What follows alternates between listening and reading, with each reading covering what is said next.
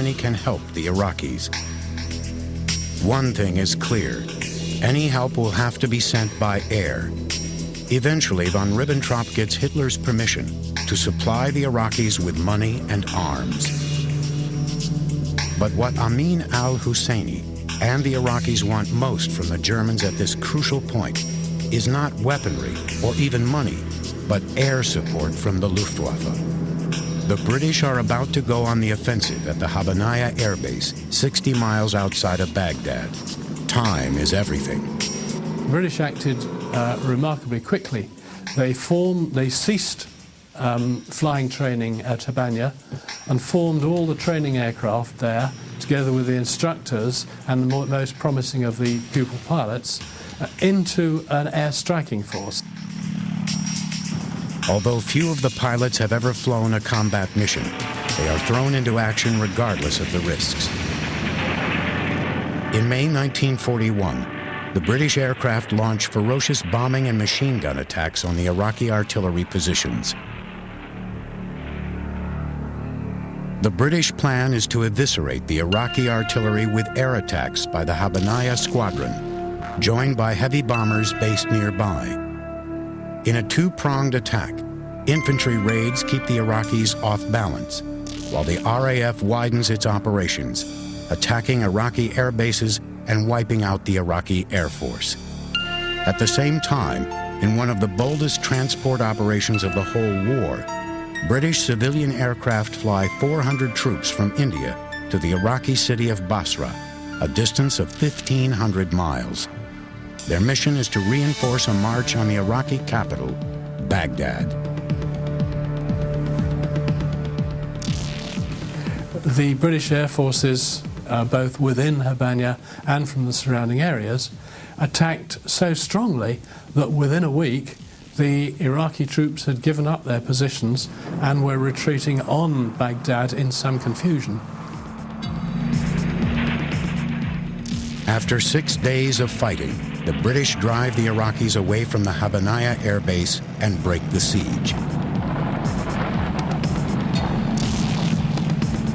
The retreating Iraqis leave behind large quantities of supplies and weapons, but the battle for control of Iraq has just begun.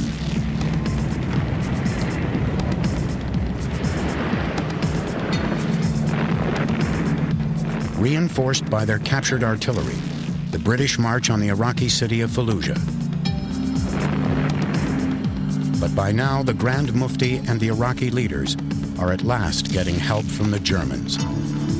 They sent in a small air contingent, which effectively involved 7 bombers, 12 long-range fighters, and some transport aircraft and their support crews, and a single unit of Italian biplane fighters. And that was the extent of the Axis support when it actually came to it. Although the Germans fly a large number of missions bombing and machine gunning British columns and the Habanaya airfield, the attacks achieve little. They are never coordinated with Iraqi troops on the ground and manage to destroy only a handful of British aircraft.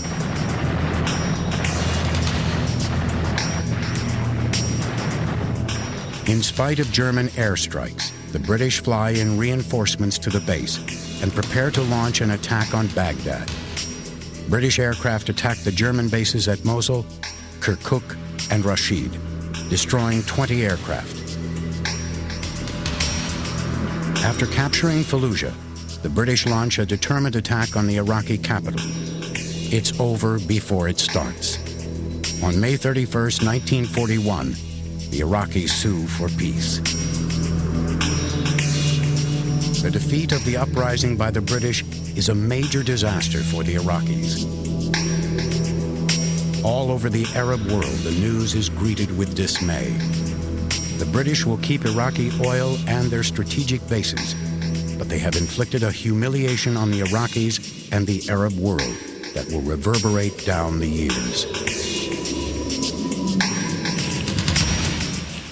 One of the Iraqi army officers captured by the British is Khairallah Talfah, the uncle and foster father of Saddam Hussein. the British reinvaded and reoccupied Iraq, overthrew the government of Rashid Ali al-Gailani, chased out and hunted down many of the conspiratorial young army officers, and then instigated a major purge of the Iraqi army officer corps. And Saddam Hussein's uncle, Khairallah Talfah, was one of the victims of that purge in the sense that he was dismissed from the armed forces and thereafter lived a rather embittered life.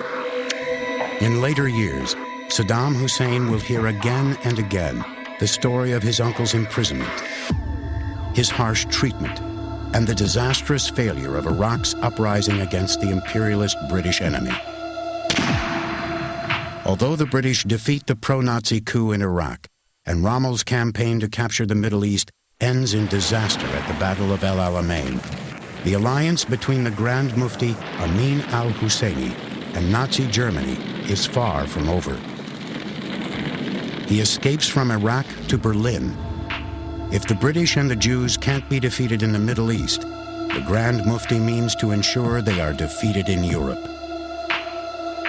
When the coup d'etat failed in 1941, the Mufti could not stay in Baghdad. Had he stayed, he would have been arrested. So he went to Berlin. He was there like a statesman. In Berlin, the Mufti will soon prove his value. Before the war is over, he will create his own Muslim SS units, launching a reign of terror whose atrocities will become a byword for cruelty and barbarism.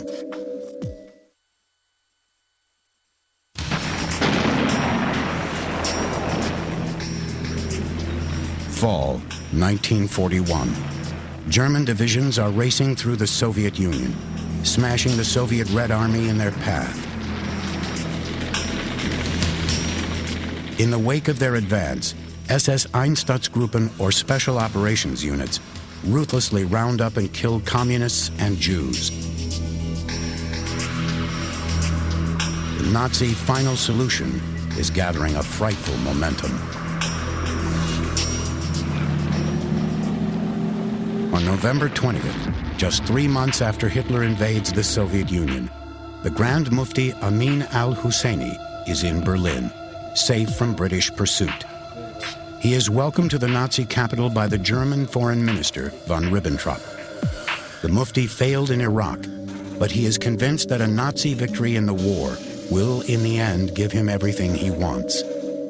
Once again, he asks von Ribbentrop for German promises to support Arab independence.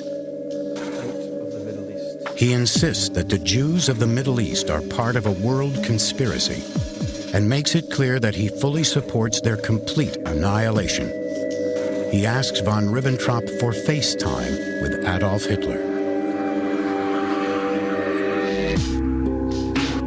Von Ribbentrop is impressed. He agrees that the Mufti should meet Hitler in person. The Grand Mufti wanted Hitler to promise an Arab national state in the Middle East, in the ancient lands of Islam. And that's exactly what Hitler was willing to offer them, either quietly or openly, depending upon the nature of the context. 8 days after he is greeted in Berlin by von Ribbentrop, the Grand Mufti has his long sought-after meeting with Adolf Hitler. Hitler explained to him that he would ask every people in the Middle East to deal with their Jews and to solve the Jewish problem. And it was clear what he meant. He meant to organize another Holocaust in the Middle East. With Hitler's blessing, the Grand Mufti is introduced to the chief of the SS, Heinrich Himmler. Himmler, his subordinate Adolf Eichmann, and al-Husseini become close friends. Himmler gives the Mufti the rank of Gruppenführer in the SS, the equivalent of general, and gives Amin and his followers a generous monthly allowance to set up an Arab bureau in Berlin. The Mufti was everywhere in Germany during World War II. He was parading up and down the street. He was making official visits. He was making embassy visits. He was on